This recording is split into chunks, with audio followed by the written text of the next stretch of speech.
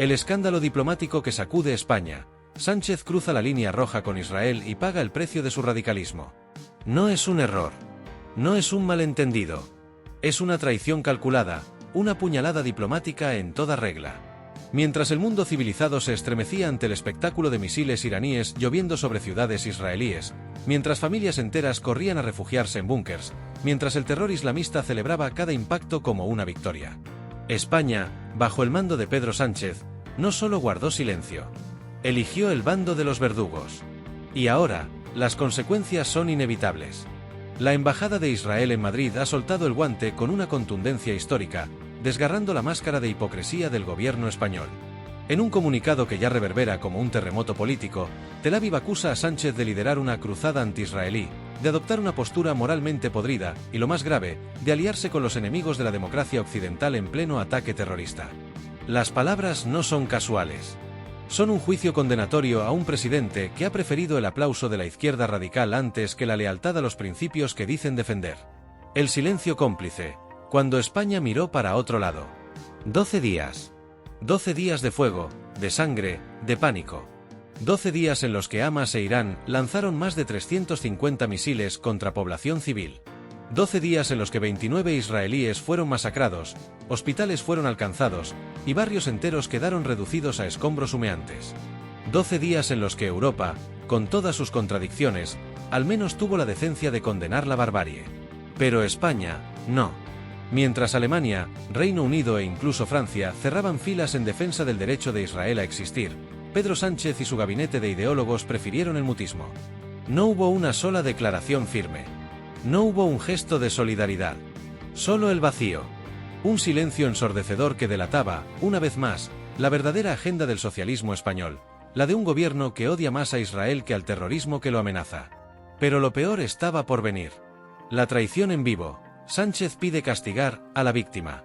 Cuando el mundo esperaba que España, por fin, se sumara a la condena unánime contra el régimen de los ayatolás, Sánchez hizo lo impensable. No solo no denunció a Irán. No solo no exigió el desarme de Hamas. En un giro grotesco, en un acto de perversión moral que ya será recordado como uno de los más vergonzosos de la diplomacia española, el presidente exigió sancionar a Israel. Sí, han leído bien. En medio del ataque, con los escombros aún humeantes, Sánchez pidió suspender los acuerdos comerciales entre la UE e Israel.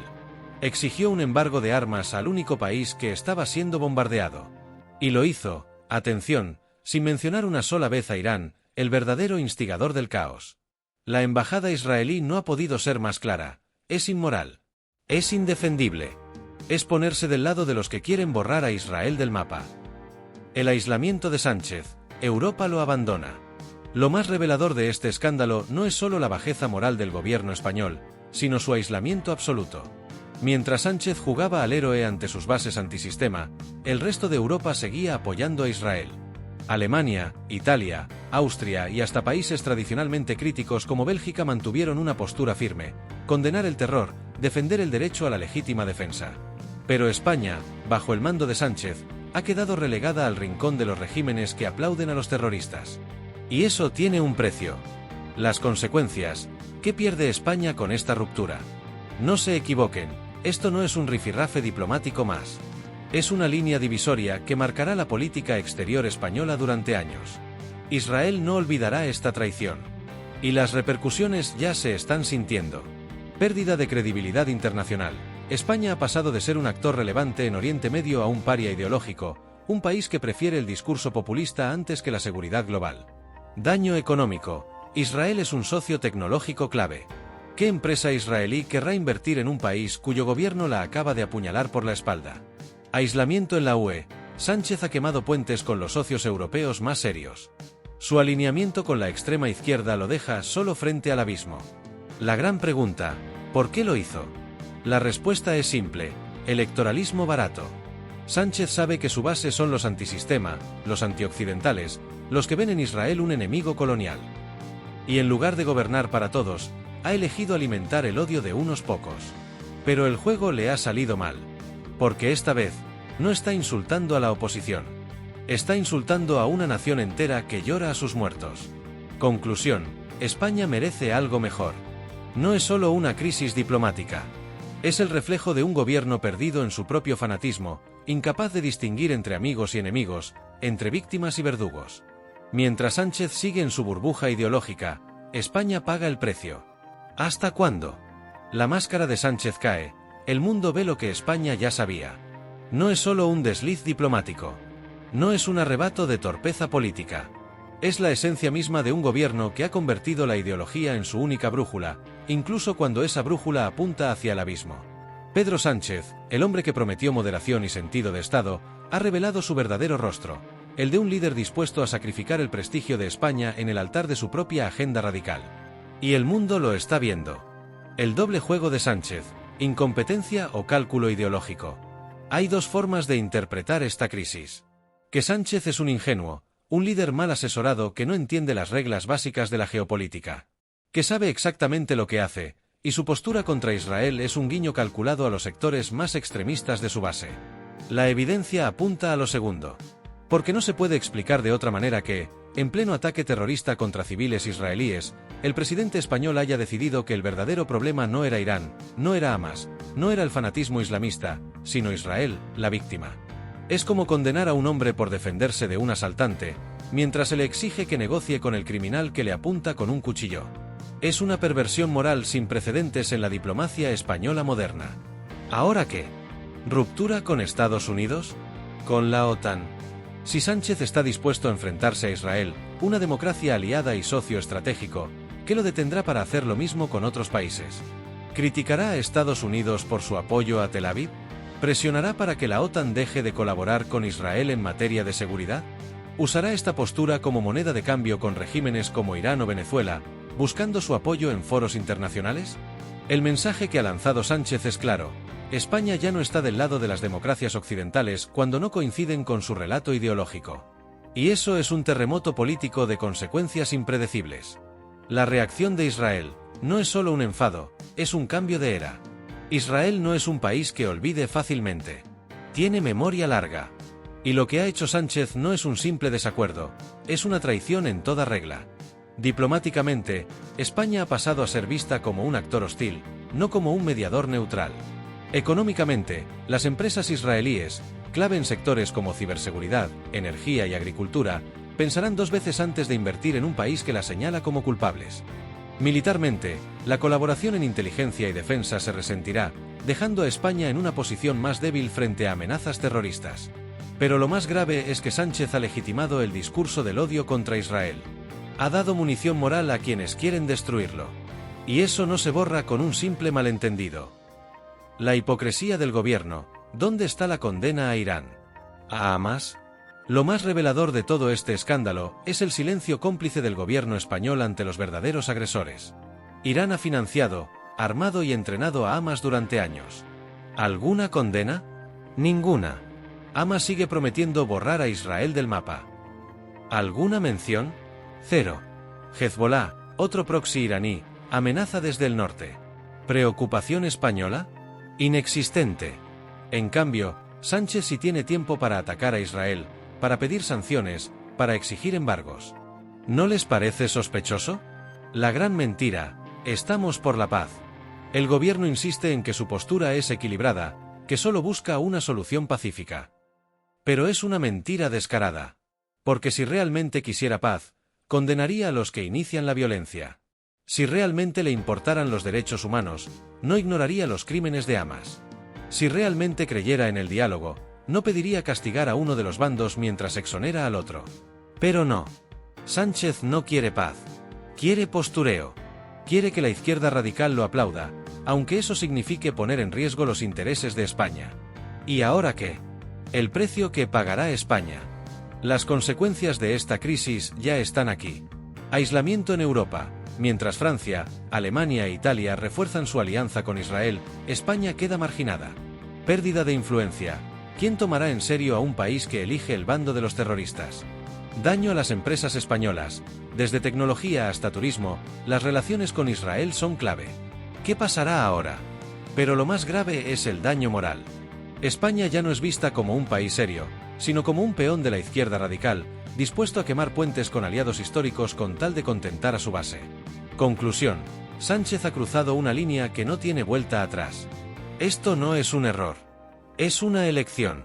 Pedro Sánchez ha decidido que su ideología vale más que los intereses de España. Ha decidido que el aplauso de los antisistema es más importante que la credibilidad internacional. Y ahora, todos lo saben. Israel lo sabe. Europa lo sabe. Los españoles lo saben. La pregunta es, ¿hasta cuándo permitiremos que este círculo nos arrastre al abismo? La traición desde la Moncloa, los hilos oscuros del giro anti-rey de Sánchez. Detrás de la fachada diplomática, en los pasillos del poder donde se cuecen las verdaderas decisiones, el movimiento de Pedro Sánchez contra Israel no fue un accidente. Fue una jugada fríamente calculada. Y las razones son más turbias de lo que parece. Fuentes bien situadas dentro de la Moncloa revelan que la orden de romper con Israel no vino de exteriores, sino directamente del núcleo duro de Sánchez. No fue una decisión de Estado. Fue un chantaje ideológico a cambio de mantener el apoyo de los socios radicales del gobierno. Bildu, Podemos y el precio de la lealtad. El silencio inicial de España durante los ataques de Irán no fue por prudencia. Fue por miedo a que Bildu le retirara su apoyo en los próximos presupuestos. La exigencia del embargo a Israel coincidió con una reunión secreta con los halcones de Podemos, quienes amenazaron con desestabilizar el gobierno si no se endurecía la postura. El Ministerio de Exteriores, dirigido por Álvarez, estaba en contra, pero Sánchez priorizó su supervivencia política sobre la diplomacia. Nos dijeron claramente, os ponéis firmes contra Israel o os hundimos, confiesa un asesor de la vicepresidencia. El doble juego con Irán, y lo que nadie quiere contar.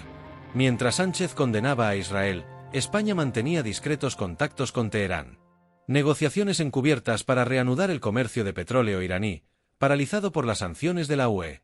Presión de Repsol, que busca reactivar sus inversiones en campos energéticos iraníes. El lobby de la izquierda caviar, que desde hace años defiende un acercamiento con el régimen de los ayatolás. ¿Coincidencia? Difícilmente. El error estratégico que nadie esperaba. Sánchez pensó que su movimiento pasaría como un gesto más de su diplomacia mediática. Pero subestimó tres cosas. La reacción de Israel, que no estaba dispuesto a ser el punching ball de un gobierno en decadencia. El rechazo de la UE, donde incluso los socios tradicionalmente críticos con Netanyahu le dieron la espalda a España. El malestar en el PSOE, donde los varones temen que esta deriva les cueste votos en las europeas.